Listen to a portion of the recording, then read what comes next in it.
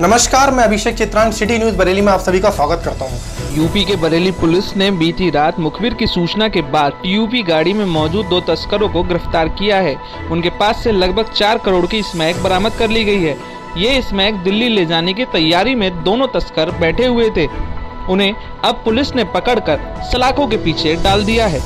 Bareilly police ने SP city और CO third के क्लोज सुपरविजन में थाना इज्जत नगर की टीम ने एक अत्यंत सराहनीय कार्य करते हुए एक बड़ा नारकोटिक्स का रैकेट बस्ट किया है, जिसमें 2 लोगों को गिरफ्तार किया गया है, जिनके नाम गुलाम नबी और आसिम है। गुलाम नबी थाना मीरगंज का रहने वाला है और आसिम थाना इज्जत नगर का रहने वाला है।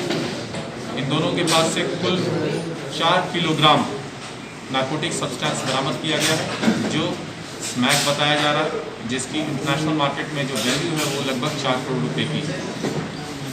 साथ ही साथ एक वाहन बरामद किया गया है, महिंद्रा एक्सयूवी, जिसके साथ ये लोग मूव करने वाले थे। इनसे पूछताछ में जो चीज़ सामने आई है उसमें इन्होंने सप्लायर का नाम बताया, जो अभी वर्तमान में फरार है। उसकी गिरफ्तारी के लिए हमारी टीमें लगी हुई हैं।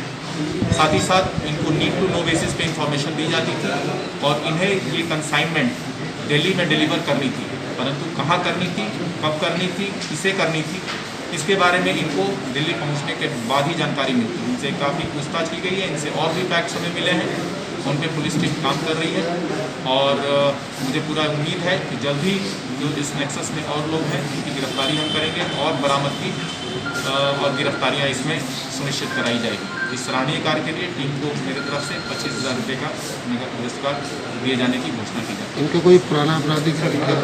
इन दोनों का अभी वर्तमान में कोई आपराधिक इतिहास नहीं मिला है। ये पहली बार पकड़े गए हैं। इन्होंने बताया कि विगत 6 महीने के अंदर में 2 बार इन्होंने कंसाइनमेंट डिलीवर किए हैं और पर कंसाइनमेंट इनको जैसा इन्होंने बताया है 10 लाख रुपीज़ का इनको अपना हिस्सा मिलता था। अभी तक इनके द्वारा बताया गया कि हम लोग पकड़े नहीं गए हैं, परंतु इनके एनसीआर में तथा अन्य जनपदों से आपराधिक इतिहास हम लोग खंगाल रहे हैं।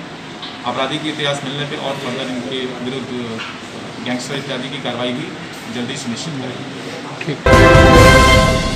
कोरोना काल के चलते जहां हर तरफ व्यापार ठप था, दुकानें बंद थी, बिजनेस भी ठप थे, लेकिन फिर भी स्कूल कॉलेज लगातार अभिभावकों को टेंशन दे रहे थे, कभी फीस के नाम पर, कभी क्लास के नाम पर। जिसके बाद आज हिंदू शक्ति दल के कार्यकर्ताओं ने कलेक्ट्रेट पर पहुंचकर जोरदार प्रदर्शन दर्ज कराया है, जिसके बाद उन्होंने मांग की है कि इस पर जल्द से जल्द रोकथाम लगे। इसके लिए उन्होंने आज जिलाधिकारी के माध्यम से मुख्यमंत्री योगी आदित्यनाथ को संबोधित एक ज्ञापन प्रेषित किया है। इस बारे में अधिक जानकारी देते हुए पदाधिकारियों ने बताया, अभिभावक संघ का प्रदेश अध्यक्ष हूँ और आज यहाँ पर जो वाल्मीकि समाज से हमारे भाई नीरज जी और उनके साथ पूरी टीम है, ये भारतीय वाल्मीकि धर्म समाज है और इसमें बहुत सारे युवा दिख रहे हैं मेरे को, बहुत सारे ऐसी सोच दिख रही है इन लोगों के अंदर कि जो शायद अब इस देश की ज़रूरत है। पूरे प्रदेश, पूरे देश में आज ये आवाज़ उठ रही है कि अभिभावकों का शोषण बंद किया जाए। शायद ही कोई वर्ग इस पूरे देश में है जो इससे प्रभावित नहीं है, इस महामारी से। कोरोना जिसका नाम है, शायद स्कूल वालों को नहीं पता। पूरे देश नहीं, पूरे मैं बात करता हूँ पूरे दुनिया के अंदर आज इससे हाहाकार मचा हुआ है। विदेशों के अंदर बहुत सारे स्कूलों ने पूरी फीस माफ़ करी है। वहाँ की सरकारों ने ये कहा है कि बच्चों को जो ऑनलाइन क्लासेस है वहाँ पर भी हम लोग कोई पैसा नहीं लेंगे। हिंदुस्तान एक ऐसी जगह है जहाँ पर हमारे माननीय योगी जी, जहाँ के मुख्यमंत्री हैं उत्तर प्रदेश के, हम समझते हैं कि वो एक ऐसे मुख्यमंत्री है जिनको सब बात मान लेनी चाहिए थी, जो कि जनता के हित में जा रही है, अभिभावक के हित में जा रही है। मगर बनाने क्यों कि कहाँ उनके पास से कमी है या उनके मंत्रिमंडल में शामिल जो कैबिनेट मंत्री हैं उन लोगों में कमी है कि एक उस शासन आदेश का भी पालन नहीं करा पा रहा जो उन्होंने खुद दिया है। शासन आदेश ये कहता है किसी बच्चे को स्कूल से नहीं निकाला जाएगा, चाहे फीस जमा हो चाहे ना हो। शासन आदेश ये कहता है किसी बच्चे का उत्पीड़न नहीं किया जाएगा। शासन आदेश ये कहता है कि फीस का दबाव नहीं बनाया जाएगा, परंतु उसके बावजूद भी दबाव बन रहा है। प्रशासन बैठा है यहाँ पर, शासन देख रहा है कि उसके पूरे प्रदेश के अंदर कहीं पर भी सुनवाई सही से नहीं हो रही है। आखिरकार क्या ये कोई साजिश है या ये बात सिद्ध होने के लिए अब बिल्कुल तैयार है कि कहीं ना कहीं प्रशासन का, शासन का और स्कूल वालों की आपस में साठगांठ है? कुछ न कुछ तो लेन देन जरूर माना जाएगा, वरना ऐसा कैसे हो सकता है कि आज गाज़ियाबाद में हमारी बहन सीमा त्यागी जी गाजियाबाद पेरेंट एसोसिएशन से पिछले 6 दिन से भूख हड़ताल पर बैठी हैं। मनीष शर्मा जी जो हमारे कानपुर में हमारे साथी हैं, वो आज भूख हड़ताल पर 2 दिन से बैठे हुए हैं। ये सब खबरें पूरे देश पूरे प्रदेश से सब तक जा रही हैं। क्या आप लोग भी भूख हड़ताल पर बैठेंगे? देखिए, भूख हड़ताल पे बैठने का जो विकल्प होता है वो आखिरी होता है, और क्योंकि यहाँ पर शासन के और हमारे बीच में और प्रशासन के बीच में कम्युनिकेशन गैप नहीं है, मतलब हमारे उनके बीच संवाद नहीं रुका है अभी।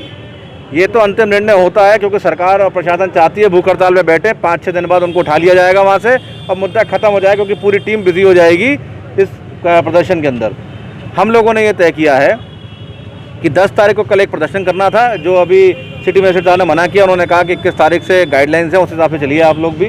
तो 21 तारीख के लिए हम लोग रुके हुए हैं और 21 तारीख को एक बहुत बड़ा प्रदर्शन होगा, और ये प्रदर्शन इतना बड़ा होगा कि शायद बरेली में किसी ने सोचा नहीं होगा, और बरेली में हो सकता है 2 से 3 जगह हो। और ये हमने कसम खाई है कि अब तो स्कूल की फ़ीस बिल्कुल भी जमा नहीं करेंगे। जब उन्होंने ये कोरी धमकी हमको दे दी कि आप जो बच्चे की फीस जमा नहीं करेंगे उनको निकाल देंगे, अब देखते हैं कितने स्कूलों से बच्चों को निकाला जाता है। और देखिए आप भी कितने संगठन साथ आते हैं, कोई भारतवासी सोए नहीं है। दुनिया में सूफीरिज्म के नाम से मशहूर है खानकाए नियाजिया। मंगलवार की देर रात धर्मगुरु शाह मोहम्मद हसनैन उर्फ हसनी मियाँ ने दुनिया को अलविदा कह दिया। विशाल की खबर फैलते ही अकीदतमंदों की गम की लहर दौड़ गई। गम में डूबे लोग जनाजे को देखने के लिए खानकाए नियाजिया की ओर बढ़ चले। मरहूम शाह मोहम्मद हसनैन उर्फ हसनी मियाँ अजमेर की ख्वाजा गरीब नवाज दरगाह से भी जुड़े थे। हसनी मियाँ दिल और मधुमेह के रोगी थे। मंगलवार देर रात तबीयत बिगड़ने के बाद उन्हें गंगासील अस्पताल ले जाया गया, लेकिन डॉक्टर उन्हें बचा नहीं सके। दुनिया में गंगा जमनी तहजीब की झलक खानकाए नियाजिया बना रहा है। खानकाए नियाजिया की मज़ार पर संगीतकार A.R. रहमान, कलाकार मनोज बाजपेयी जैसे तमाम बॉलीवुड कलाकार हाजिरी दे चुके हैं। शास्त्रीय गायिका मधुमिता राय ने तो कहा था, अगर संगीत उन्हीं की रूह है तो खानकाए की अकीदत उस रूह की ताजगी। फिल्म दुनिया ही नहीं बल्कि शास्त्रीय संगीत की तमाम बड़ी हस्तियां भी खानकाए की मुरीद रही हैं। खानकाए नियाजिया के जश्न चिरागा के लिए हिंदू मुस्लिम सभी समुदाय के लोग चिराग रोशन करने हर साल आते रहे हैं। अचानक इस दुख भरी खबर ने अकीदतमंदों को गमजदा कर दिया है। इसी के साथ ही बरेली में दुख की लहर दौड़ पड़ी है। शाह मोहम्मद हसनैन उर्फ हसनी मियाँ साहब अलैहि रहमान नाम था, और रात में उनके 1:30 बजे विसाल हुआ है।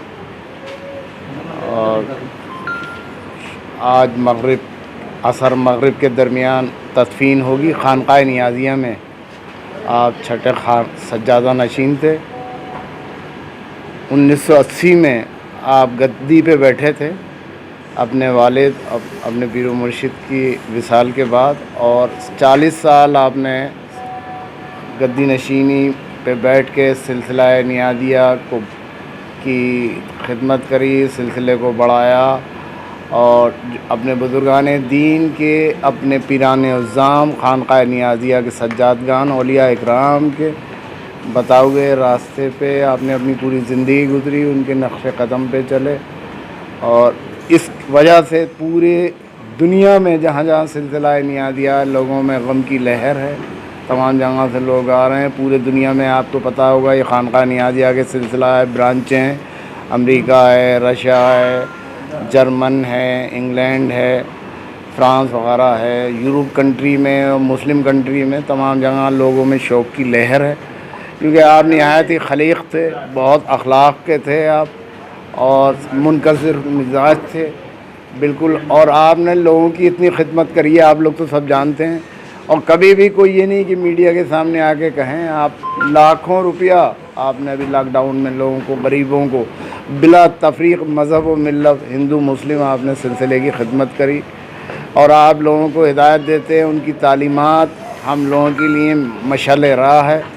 तमाम आपने मुरीदीन को दिया कि भाई अच्छा अखलाक होना चाहिए, खिदमत खल्क सबसे बड़ी इबादत है, बिला तफरीक मज़हब व मिल्लत करो, कोई उसमें नहीं है। और अखलाक अच्छा रखें, आप जो भी आए उससे अखलाक से बात करो, मोहब्बत से बात करो, गरीब हो अमीर हो, और जो भी आया आपके पास, बल्कि जो भी गुज़रा और आपकी नज़र में आया कि गरीब है, आपने उसकी मदद करी, माली मदद करते थे और दुआ करते थे, और परेशान रहते थे उसके लिए, खुद नहीं खाते थे, उनकी खिदमत करते थे। तो आज आपका इस विशाल से जो लोगों में हर मज़हब और मिल्लत में जो एक गम, एक शोक की लहर है, वो तो आप महसूस हो रहा है। और तमाम दुनिया से आ रहे हैं, गद्दी नशीन आ रहे हैं, अजमेर शरीफ के, निज़ामुद्दीन औलिया के, कलियर शरीफ के। फीस को लेकर स्कूल संचालक और अभिभावक संघ एक बार फिर से आमने सामने आते हुए नजर आ रहे हैं। स्कूल के खिलाफ आर पार की लड़ाई की बात करने वाले अभिभावक संघ ने सोशल मीडिया के सहारे अभिभावकों से फीस न जमा करने की बात कही। इस पर स्कूल संचालकों ने कहा कि अभिभावक संघ सरकार की गाइडलाइन के विपरीत जाकर काम कर रहा है। वहीं इस तरह से इस बात को लोगों तक कहना शासनादेश का उल्लंघन होगा।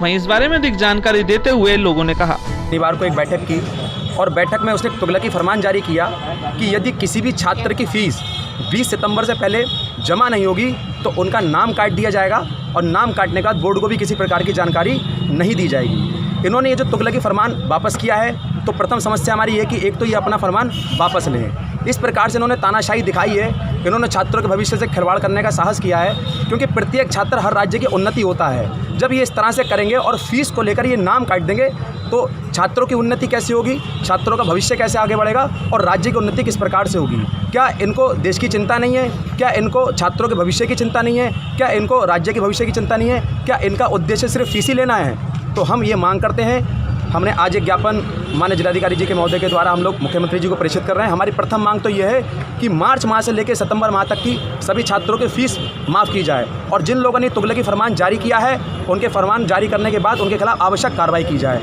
और उसके बावजूद भी किसी का नाम यदि काटा जाता है या किसी छात्र का नाम काटा जाता है तो हिंदू शक्ति दल अपने दल बल के साथ प्रदेश कार्यकारिणी को इकट्ठा कर इनके खिलाफ एक बहुत बड़ा आंदोलन छेड़ेगा। सेतु निगम अपना काम इसी माह में पूरा कर देगा। चौबारी में रामगंगा पर नए पुल की अप्रोच रोड अब तक न बनने से खफा कमिश्नर रणवीर प्रसाद ने लोक निर्माण विभाग के अधिकारियों को जवाब तलब कर लिया है, जबकि सेतु निगम अपना काम लगभग पूरा कर चुका है। पुल की अप्रोच रोड पीडब्ल्यूडी को बनानी है, जिसके चलते पीडब्ल्यूडी के मुख्य अभियंता, अधिशासी अभियंता और मिट्टी डलवा रहे ठेकेदार से इसे जल्द पूरा करवाने की बात कही।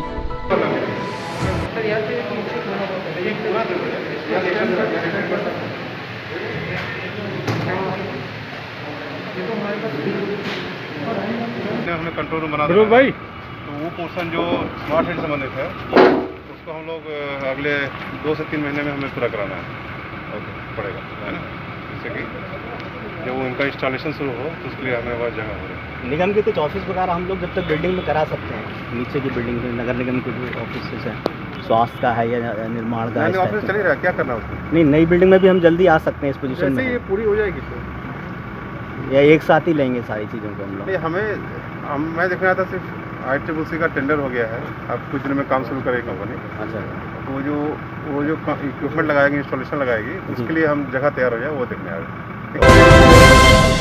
बलरऊ के निवासियों को इंतजार है। 5 साल बीत चुके हैं लेकिन ग्राम सभा में कोई भी काम नहीं हुआ है।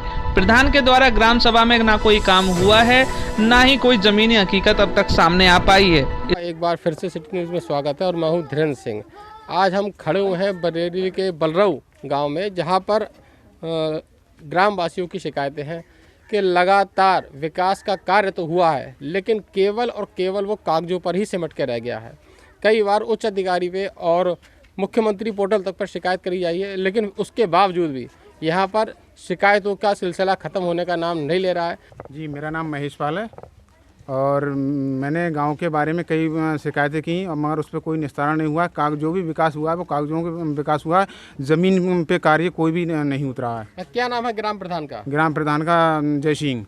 मतलब आपने ग्राम प्रधान जी से मतलब इस बात की शिकायत नहीं की कि प्रधान जी आपको हमने चुना है, उसके बाद आपका दायित्व बनता है, तो ये क्या हो रहा है? ग्राम प्रधान जी से हमने शिकायत करी थी। ग्राम प्रधान बोले कि उसका क्या कहते हैं, हमें जो कार्य था वो हमने करा दिया और जब अगले समय में आता है तो कराएंगे। बाकी उसका कहना आप जहाँ चाहो वहाँ शिकायत कर सकते हो, आप जिससे भी चाहो उससे शिकायत कर सकते हो। क्या शिकायत है और क्या दिक्कत आ रही है? ये दिक्कतें हैं साहब, गाँव में पानी भरा रहता है और लोग उतर के घुटियों पानी जाते हैं और बड़ा दिक्कतें हैं। तो साहब आगे के टाइम बढ़ना पड़ा और पैसा निकाल लिया, उसका पैसा निकाल लिया और काम कोई एक ईंट कत्तर नहीं लगी पूरे गांव की।